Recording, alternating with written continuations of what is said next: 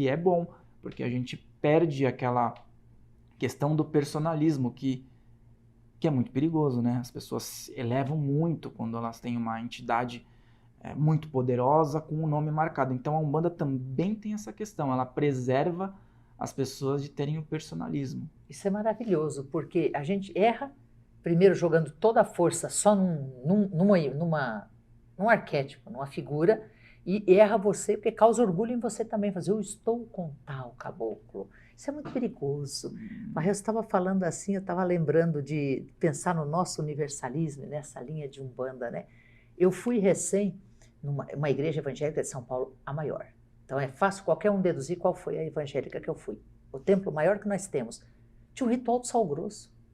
Eu me senti dentro de um terreiro de Umbanda. Nossa, foi maravilhoso, passar por cima do sal grosso.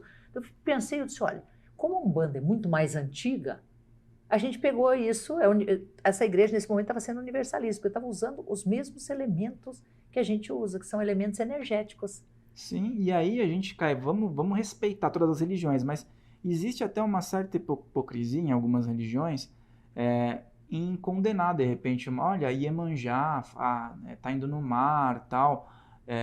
O que é Iemanjá? É essa força que eles estão também ativando. Às vezes não tem o azeite ungido lá. Isso, é. É ungido, né? O perfume ungido, o azeite ungido e a água ungida.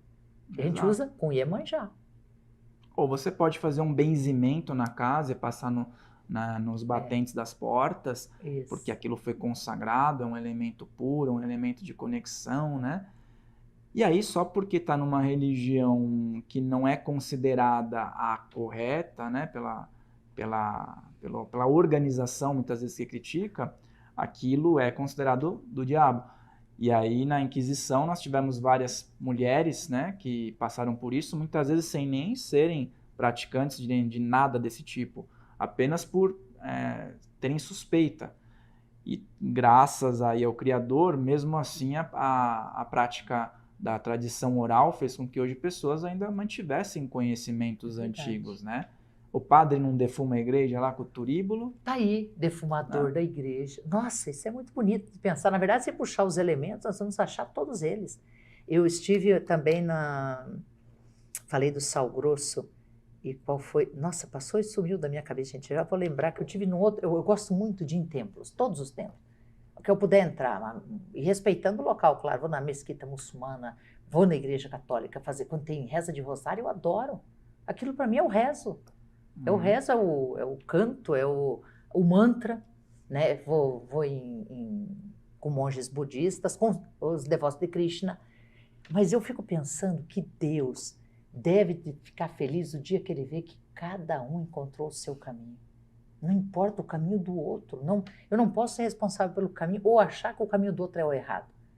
Está fazendo a caridade, está fazendo o bem, não está machucando ninguém. Por que o caminho vai ser errado? A gente tem que parar de pensar que Deus é exclusivista, porque o universalismo também fala sobre isso, né? O Deus que vale é aquele que está dentro de cada um, é isso? É a conexão que a gente tem com o todo, né? É aquela coisa, você está num templo budista, você se conecta com todo aquele gradiente histórico, né, antigo, e toda aquela egrégora que está estabelecida ali. Quando você vai no mato, e aí? Você não está num templo, mas você tem uma conexão proporcional com todos aqueles elementos que está ali, depende do ponto de força que você tiver, aquilo está ali desde que a gente sabe que o mundo é mundo, né? Então, as pessoas elas negligenciam isso muitas vezes. E isso é o universalismo. Às vezes eu escuto alguma pessoa falar, nossa, mas você tem plantas de proteção na sua casa, né? Você tem plantas consagradas, mas isso não é de Deus. Eu falei, mas se planta não for de Deus, o que é de Deus, então? Aí eu ia dizer que a planta foi criada antes do ser humano. Eu acho que é mais de Deus o mineral, a planta e o animal do que o próprio homem. Porque veio para servir, veio antes, né? Veio fazer um papel tão lindo. Você fala assim, me encanta. Pensando na natureza também. Não há templo maior que a natureza. Não há. Não, e qualquer ritual que você faça que tenha os elementos da natureza, a terra, a água e fogo, isso é divino, isso é energia pura. Você é um terapeuta bioenergético. O que é um terapeuta bioenergético? Linka agora. Linka o universalismo com terapia, com bioenergia. Tem a ver, porque nós trabalhamos com os pontos de energia do corpo, com a questão da pessoa também poder, de forma anímica, entender onde ela pode energizar, onde ela pode estar equilibrando, né? E aí, dentro de pessoas espiritualizadas, pessoas que têm uma abertura para compreender a espiritualidade, a gente também vai aplicar de forma a ela entender que essa melhora do campo dela, essa vibração interessante nos chakras, né, nos pontos de energia, vão proporcionar que ela esteja muito bem acompanhada. Mas ela não ficará ancorada somente no espiritual. Ela vai ter recursos para poder trabalhar as próprias energias. É aquela coisa, estou sendo atacado espiritualmente. Se eu não tiver o preparo e o conhecimento, por exemplo, da bioenergia, do movimento dos chakras e de alguns exercícios que são bem interessantes, até de forma anímica você fazer, eu vou passar a mão no telefone e falar: Suzy, pelo amor de Deus, me ajuda, faz alguma coisa para acessar isso, porque eu estou sendo atacado e não estou conseguindo lidar. Se eu aprendo, eu não dependo, né? E aí o terapeuta bioenergético, ele tem a função de ensinar as pessoas a trabalharem as energias delas, dos ambientes, para que ela possa ter recursos para ficar bem, sem ter que pedir socorro o tempo todo. Claro que a egrégora de um grupo é formidável, estar num templo, estar com pessoas elevadas, né? Pessoas que têm altos conhecimentos, é fantástico. A gente tem um grupo fortalecido, a gente consegue fazer maravilhas, mas às vezes está você e você. E a hora que você pode ativar isso é usando a bioenergia, usando a energia dos chakras, né?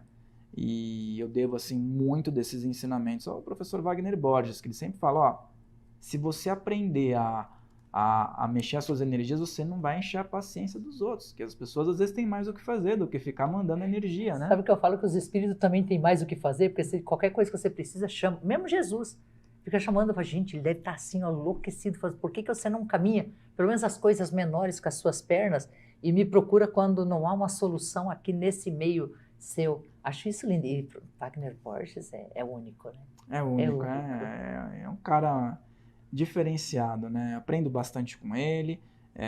A espiritualidade, ela vai trazendo a gente perto de pessoas, né? Você sabe muito bem disso, né? As conexões que a gente vai realizando.